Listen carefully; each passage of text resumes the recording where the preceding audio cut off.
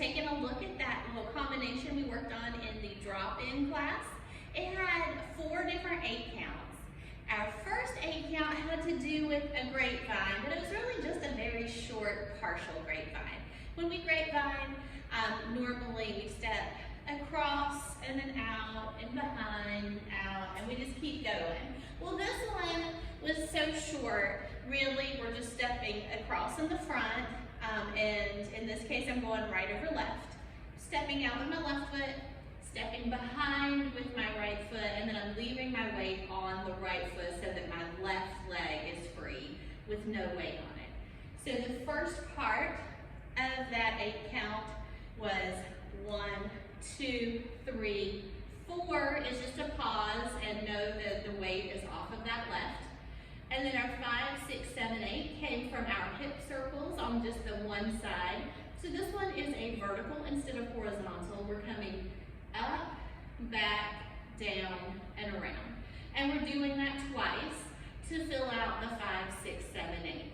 So each circle takes 2 counts. 5, 6, 7, 8. Now we're leaving our weight off of that left, so that's going to be the next thing that steps and puts the weight down. And our next 8 count is going to involve having those Egyptian steps. So we're going to step down on the left, lift the right hip up, and take the right hand out to show that the right hip is the one that's coming up. Then we step down on the right, lift the left up. We're going to stay right here because that took us through our first 4 counts, because if we think of it as 1, 2, 3, 4, our 5, 6, 7, 8 is our shoulder roll. So we do a little shoulder roll accent.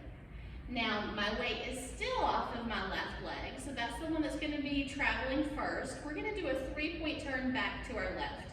So my left leg is weight free, so I'm going to step left, right, left.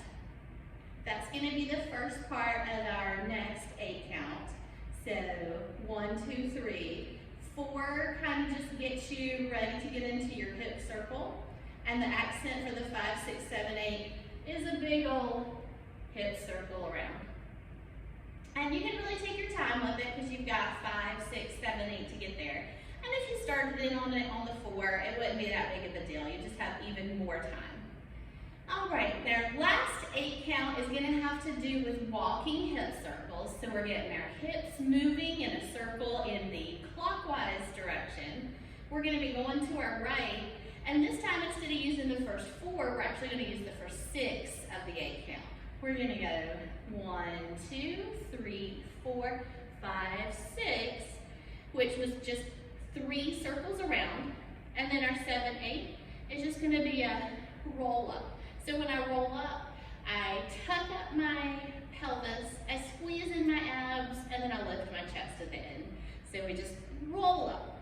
And now we should be kind of centered with our weight, but just for the sake of practicing things on both sides, now we could start that whole process again going in the opposite direction and see if we can challenge those muscles and also challenge our brain to do just the opposite. So we would take off in the opposite direction and try to do everything on that side.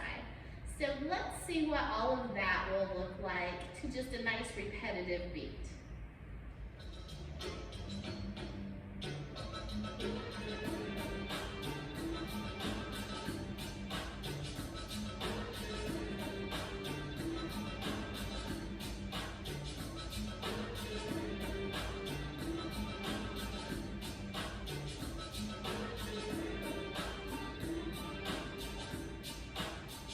Now you can start to the opposite